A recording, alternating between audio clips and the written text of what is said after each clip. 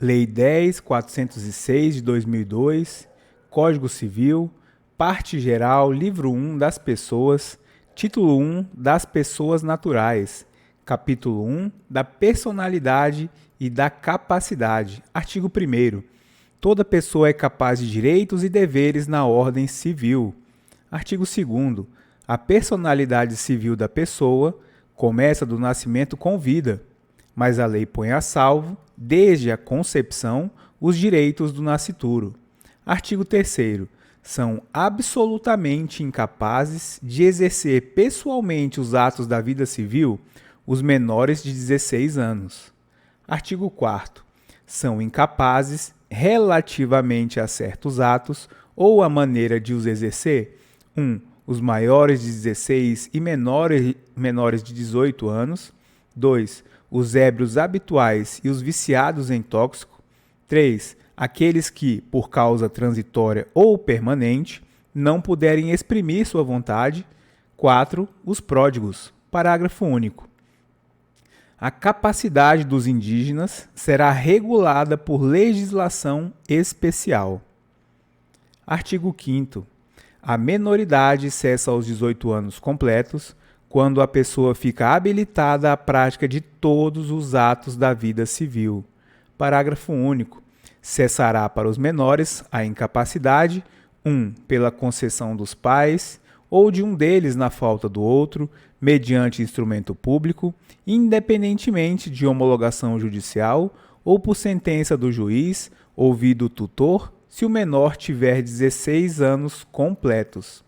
2. Pelo casamento. 3. Pelo exercício de emprego público efetivo. 4. Pela colação de grau em curso de ensino superior. 5.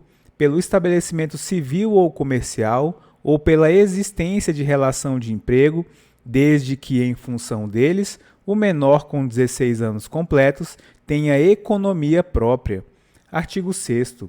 A existência da pessoa natural termina com a morte.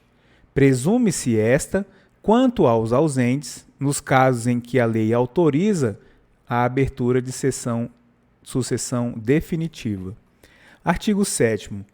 Pode ser declarada a morte presumida sem decretação de ausência. 1. Se for extremamente provável a morte de quem estava em perigo de vida.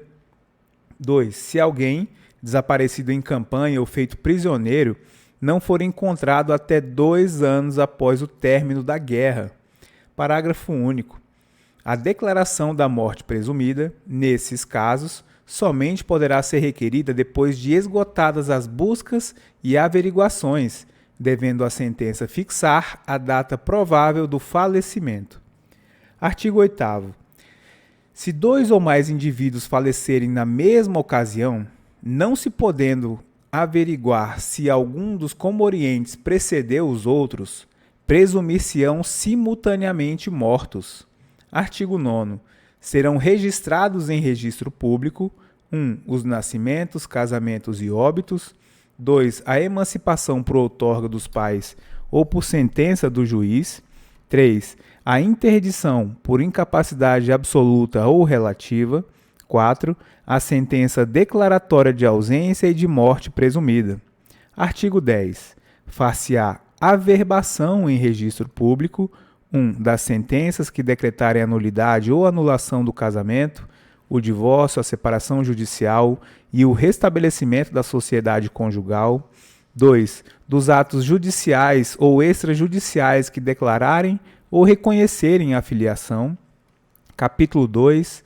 Dos direitos da personalidade. Artigo 11. Com exceção dos casos previstos em lei, os direitos da personalidade são intransmissíveis e irrenunciáveis, não podendo o seu exercício sofrer limitação voluntária.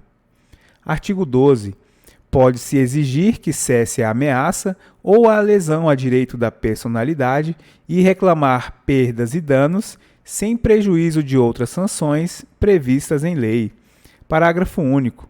Em se tratando de morto, terá legitimação para requerer a medida prevista nesse artigo o cônjuge sobrevivente ou qualquer parente em linha reta ou colateral até o 4º grau. Artigo 13. Salvo por exigência médica, é defeso o ato de disposição do próprio corpo quando importar diminuição permanente da integridade física ou contrariar os bons costumes. Parágrafo único. O ato previsto nesse artigo será admitido para fins de transplante na forma estabelecida em lei especial. Artigo 14. É válida, com objetivo científico ou altruístico, a disposição gratuita do próprio corpo, no todo ou em parte, para depois da morte. Parágrafo único. O ato de disposição pode ser livremente revogado a qualquer tempo. Artigo 15. Ninguém pode ser constrangido a submeter-se, com risco de vida, a tratamento médico ou a intervenção cirúrgica. Artigo 16. Toda pessoa tem direito ao nome, nele compreendidos o prenome e o sobrenome. Artigo 17.